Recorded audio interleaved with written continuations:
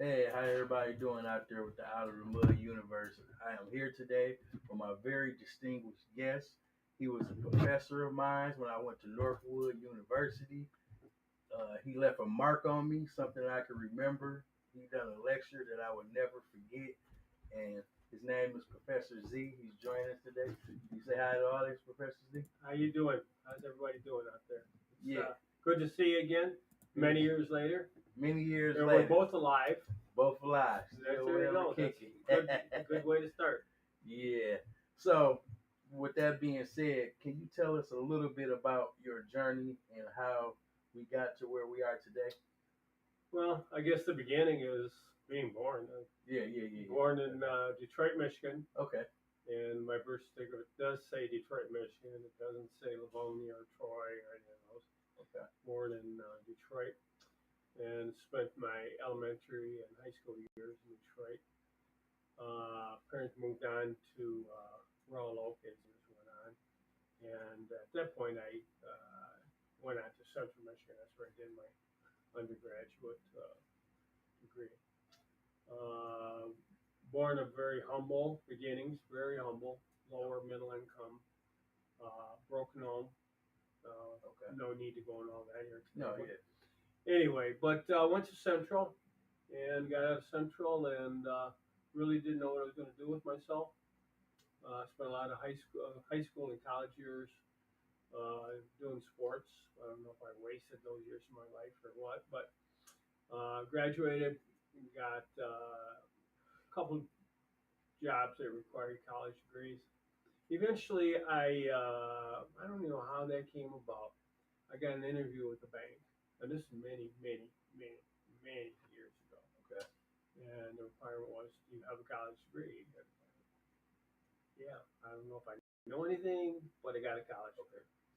So worked in the banking biz, large community banks on the let's say the east side suburbs of Detroit. Did that for 27 years, three different banks.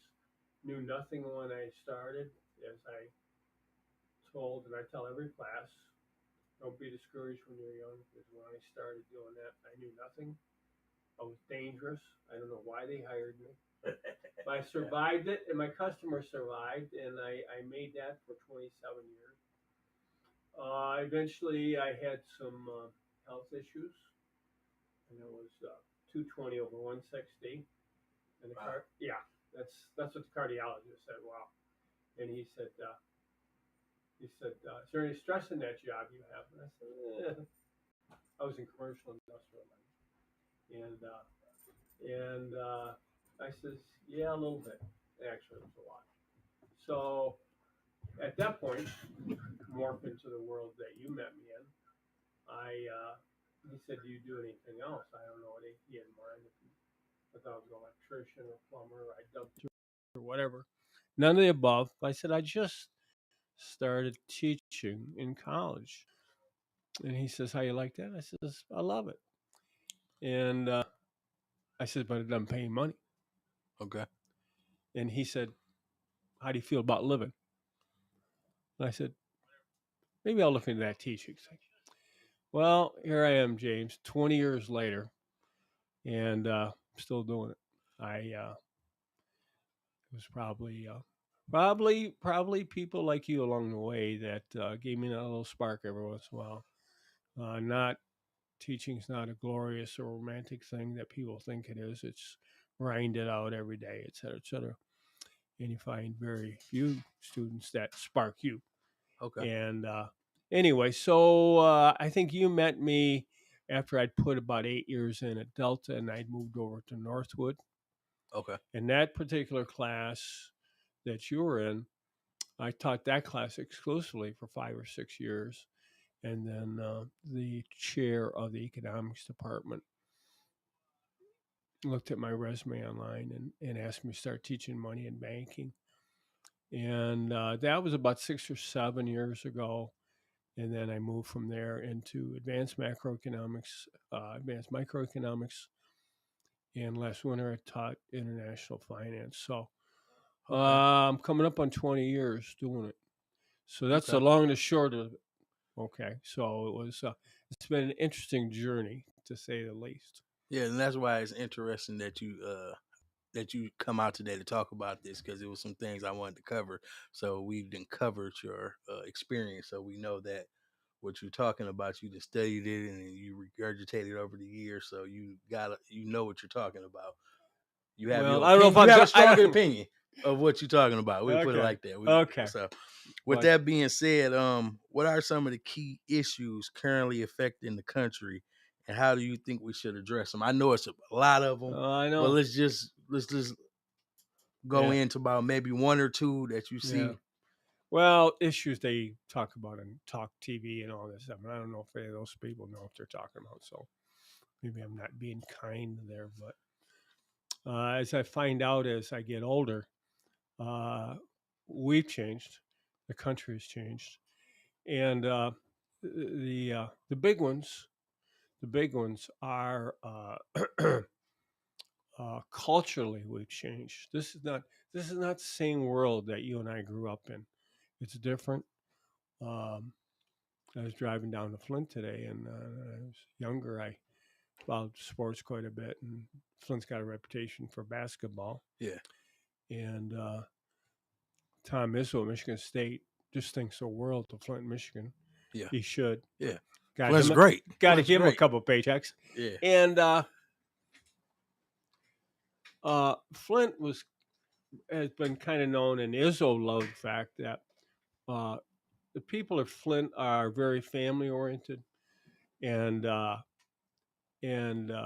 he recruited heavily of the players being close to each other, et cetera, et cetera. And players went back, recruited friends, and they stayed in family. To, to the point, now I don't know this, haven't been on campus at Michigan State. I think they have, let's call it a family center in okay, the athletic department, in yeah. the athletic building. Do you know this? His name after Francis Cleves, my godmother, Francis Athletic. Didn't know this. Yeah, yeah. See, You're right. You know yeah, what you're talking about. but they built that thing, and they built it because of the reputation of Flint and their family, tight family bonds, and the players they sent, et cetera, et cetera. So now I got a piece of information out of you today.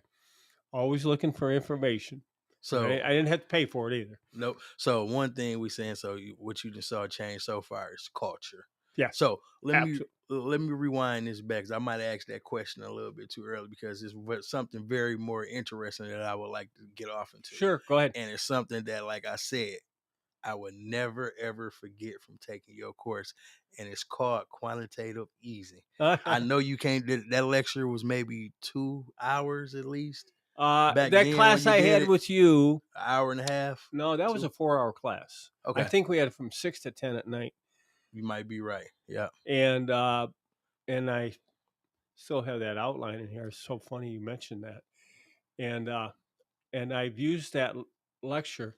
I teach money in banking now, and I teach it inside the framework of money banking now.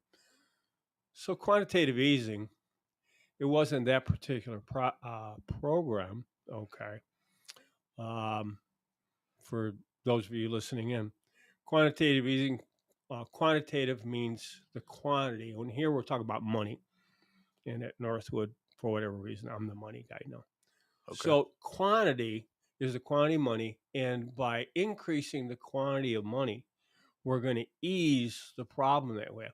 Well, the big problem that we have today has been growing is our national debt, and the problem is we have so many things that the people want, and we don't have the money to pay for them. So what we do is we just print money, large quantity. Now it's trillions. Yeah. Now Dreams. where you and I are 37 trillion in debt. Now, doesn't bother me as much because I'm going to die a long time before you, James. Yeah. But it's the generation's going to come after you. And I heard, I think it was yesterday, that the U.S. dollar fell in value more this year than any year since 1973. Well, that's significant because this is minutia from the course you took. Uh, the United States went off the gold standard in 1971, and yes, it was Nixon that was president then. We didn't have enough gold to back up the amount of money we're Yeah. putting out there. So we went off the standard August 15th, 1971. 73, like 2 years afterward, we just kept printing money, but we didn't have the gold to back it. So in 73, the value of the dollar did this. We have had so far this year, and I didn't know if you were alluding to that when you and I spoke on the phone the other day. Uh, this is the biggest drop in the dollar in any single year since 1973 because we're 37 trillion in debt. And so I don't care who the president is. This guy is going to run up another 2 trillion in debt because we're buying goods and services that we don't have money for. So he's going to run up a new trillion. So we're at 37. We're going to be 39 trillion in debt by October 1st. That's when the fiscal year ends and a new one starts. I told people, Darth Vader, I've told people, I said, by the time this guy's, and I don't care if they're Republican or Democrat, you know from me, I don't care, have any use for either one of them.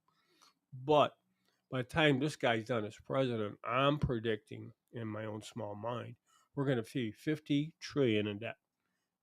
The numbers are heading to the point. That's what 13 trillion you saying Trillion he's with gonna a add T. in? That's Yeah. 12. Everybody's 12 zeros. The interest this year on the debt was more than we spent on all of our defense spending. Huh. The interest only. Just the interest is greater than we on all our armed services put together. Just the interest. And it's going to skyrocket. Now. So what is that, like 700, 800 billion dollars? Yeah. Yeah. And it's not going to get smaller. Now, so this begs a good question.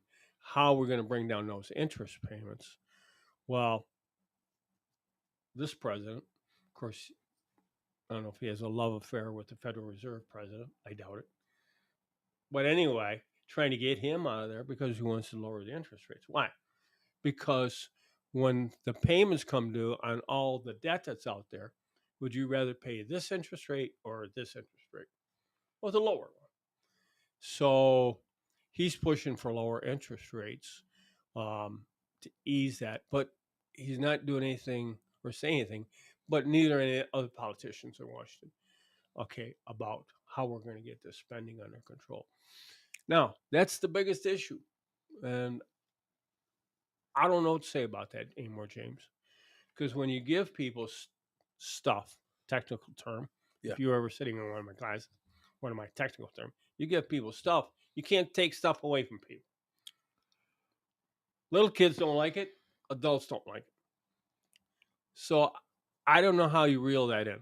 I'm going to leave that for you people. Well, I'm gonna tell you what was very interesting in you talking about this quantitative easing back then, and I think it was, let's say 8-9 years ago, I was in that class. Well, whatever, maybe, yeah, something like that. So it was like, as you was talking about it, you was talking about it once we go so far in debt, or once the American dollar fall all the way and no one else values it in other countries, then what do we have to offer to other countries? And it was like, and what was really interesting to me, because I couldn't really see it then. I was paying attention to what you were saying, but I was kind of like, I don't know. You kind of compared it to coming to a time, and maybe when you was living, or maybe when I was still here, that we could be going down that path of Russia. I mean, well, in so many terms, far as the issue we're running, I think how Russia might enter this picture. No, not Russia, Germany. I apologize. Germany. Well, not Russia, see, Germany. as far as quantitative easing, I think the part that we talked about in that course was during the 1920s, which when we teach history to our kids now, in the 20s, we talk about the Roaring 20s. Well, we had the Roaring 20s because the government was going through alternating periods of pumping a lot of dollars into the system and then back off. pump a lot of dollars in the system, back off. So we had this kind of thing going on. Now, what happened was, what happened was, after you do that for a while, money is so cheap when we go down, everybody wants to borrow money. I bought this place I'm at now like 15 years ago, and I borrowed a lot of money that year. I'm not going to say how much. And the thing is, when interest rates are real low, what do people do?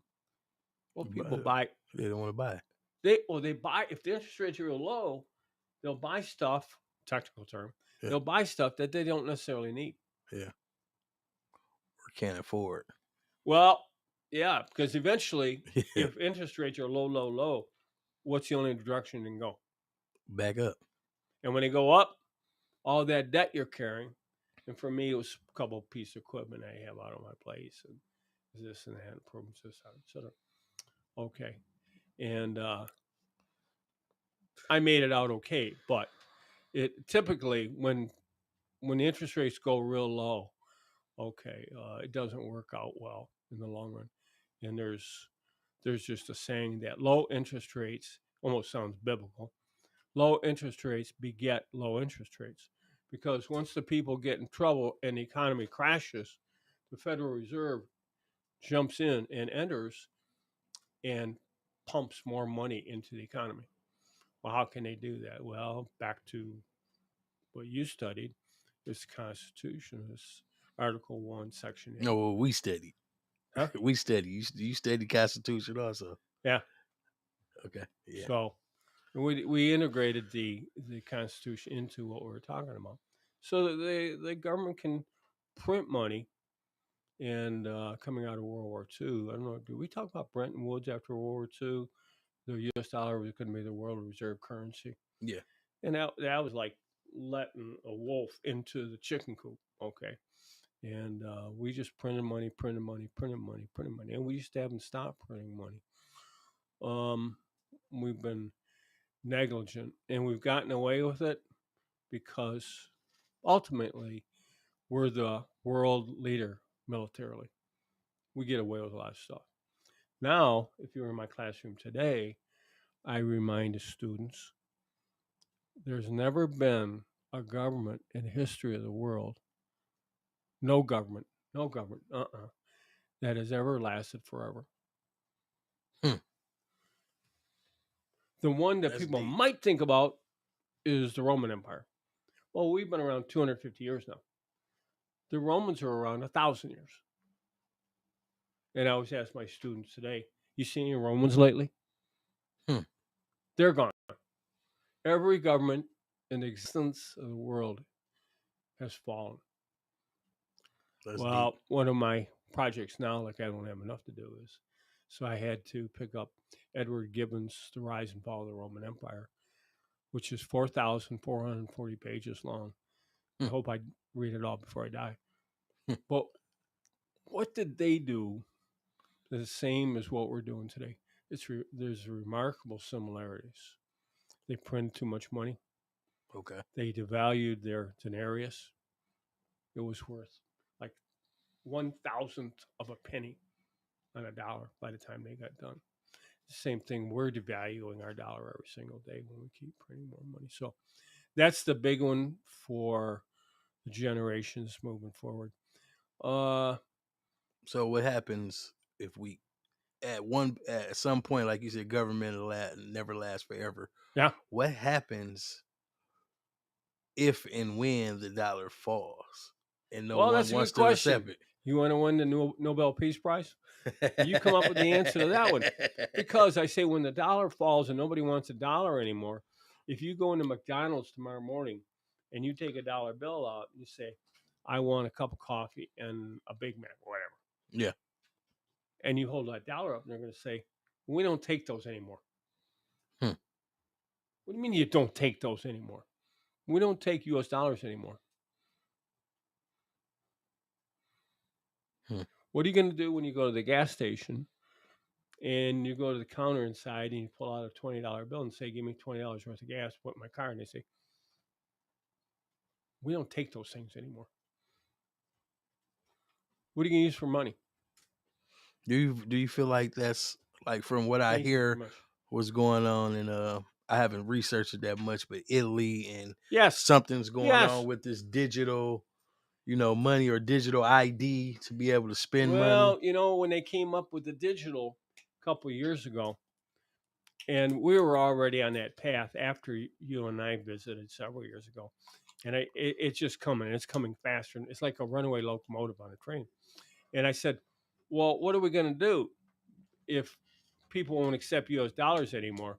And then came this thing called Bitcoin. Okay. See, they got to come up with something to take their eyes off the dollar. And I say the first gimmick is the next one. The next one is they're going to go to digital money. And I'm not crazy about that because I'm pretty much an individualist. Once you have digital money, all the money that goes in your bank account, It's controlled. yes, they know exactly where it came from. They know exactly where every penny that came out of your bank account and where it went to and who you gave it to. And what I don't like, and the scariest part of it, to add to what you're saying, is when they say, "Oh, it's another pandemic. We only want to let essential I workers know it. out, and I know it. we're only going to cut your card in." They got something they've been developing for years. I want to say it's called FedGov or something. Yep. So where your money come directly out of your bank account, but it has to pass through their computer system before you can even spend. So let's say they say, "We know what, we don't want no American people buying bullets." So you got the money in your account, but it goes through they Fed now, and now it declines it because they're governing your spending. Absolutely. So that's scary. Or if they don't want you to spend and say you're not an essential worker, Thank you. we're not gonna let you spend and go through your account because we don't want you outside today because we only want essential workers because it's, or I don't know, they might even go, I don't like you. You don't have no more money left. Who knows? But it's scary when you think about that. That's where the whole thing is headed. You got your passport? No. Okay. Do you think it'll be good to go somewhere else if it get like that, or it's gonna be like that everywhere? Well, it. Well, what we always say in economics is capital has legs, and whether it's physical capital, monetary capital, or human capital. We live in Michigan. We used to have 26 congressional seats.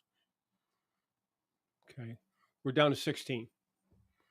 We are equal to. You're sitting down. We're equal to West Virginia or Nebraska. If I was growing up in Detroit when I was a kid, anybody said we'd have the same number of congressional seats as Nebraska or West Virginia. Hmm. This is Michigan you're talking about. People, to your question, have so many people left Michigan in the last 10, 20 years. But you know what? They're leaving California or leaving New York too. Now, the thing about people takes them a little longer to migrate from point A to point B. I'm just saying, you didn't bring it with you. You just had $1 million, and you didn't like the way things go into Michigan, or you didn't like the way things are in the United States. I'm watching you guys.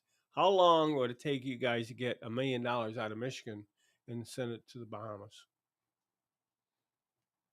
It should be within 24 to 48 hours. It'll take moments because they just switched the system. Electronically, could you switch it to a bank in the Bahamas in seconds? Yes, now you can, as of 3 months ago. So I'm saying is people can state that's human capital. Monetary capital can be moved. So when it comes,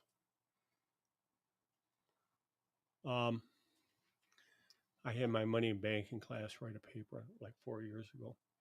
I wasn't happy with the paper they were. I'm not happy with any papers that students write nowadays. No, you know why. Yeah, and that's why I don't have them write papers anymore. I've been trying to tell the dean, and I love the dean over there. But I said, any of that stuff we do electronically, that's wasted. You got to make them sit down and talk with you. discussion boards. Not even them. but the thing anyway. So capital moves, and monetary capital moves faster than human beings do now. Just when you hit send, and all the trillions of dollars that have been recruited by this president to come in this country, how long would it take for those countries or companies to do a U-turn with that money? Send.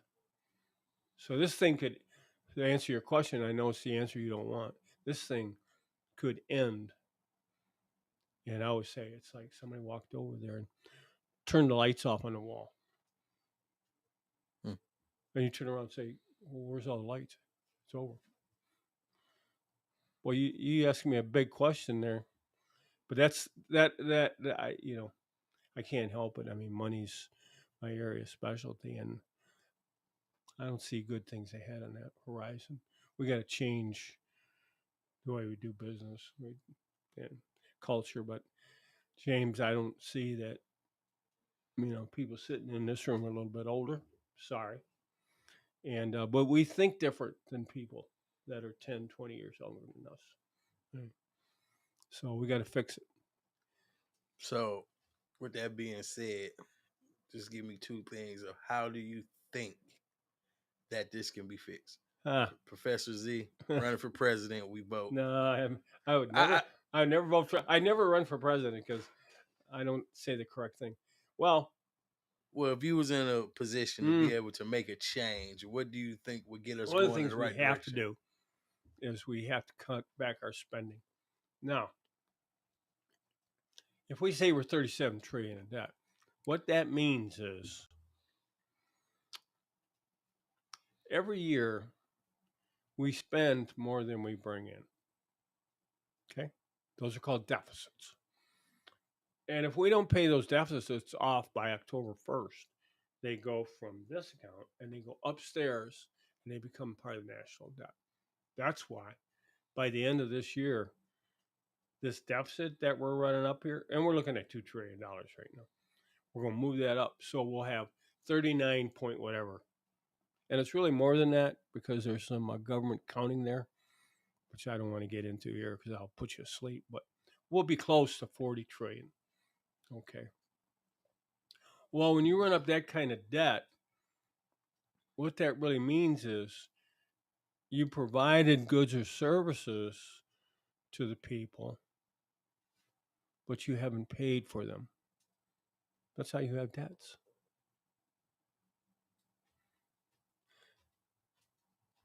So now the question is how you pay that off. Well, what the easy thing to do, well, say you brought up quantitative easing. The easiest thing in the world to do is just and hit print. Okay. Problem with that is you devalue the dollar continuously. And what we know is the dollar has fallen more in this year than any year since 1973. Another one is, if you remember back in April, and the president had a meeting in the Rose Garden. It was the embargo thing, et cetera, et cetera. That night, I don't know what the date was. That night, they found out somebody in the world was selling U.S. Treasuries at 2 a.m. And you know how long it took them to find out who it was?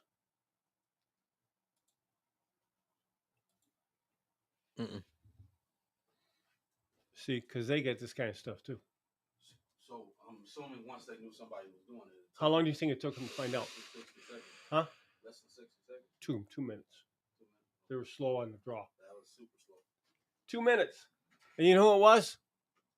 Japan. Now one of our closest allies in the world. They're selling U.S. Treasuries. Somebody from the White House called somebody at the central bank in Japan and said, knock that, I'm not going to use that word in here, knock that stuff off. Because if you keep selling U.S. Treasuries, the price is going to keep sinking. And then when more people around the world know you're doing it, people are going to lose confidence in U.S. treasuries. And if they lose confidence in U.S. treasuries, we can't keep printing that stuff. And everything depends right now on us continuing to print that stuff. Now, quantitative easing.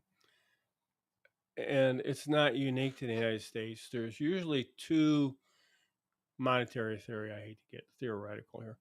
Monetary theory, there's two situations that even classic monetary theorists will say it's okay to print money like that in the short term. One is when a country goes to war, because wars cost money. So you got to print a lot of money real fast. That's number one. Number two is if they go into deep recession or recession or depression.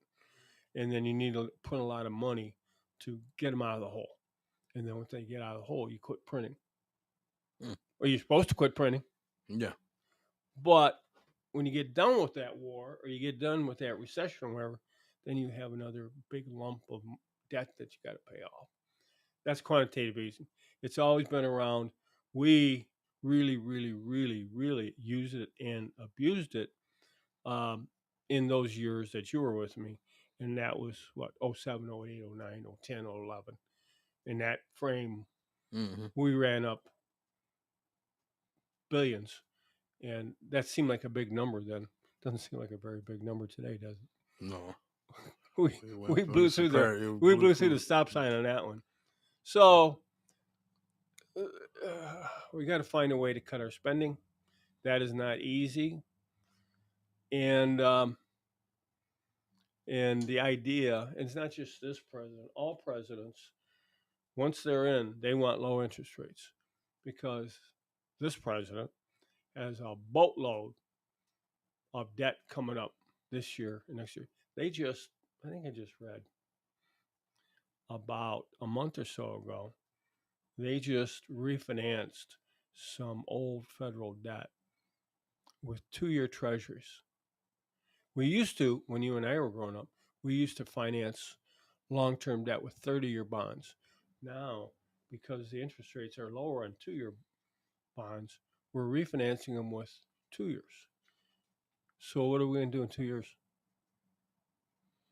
Have to refinance them again. Yeah. And what's the interest rates go up? Oh, well.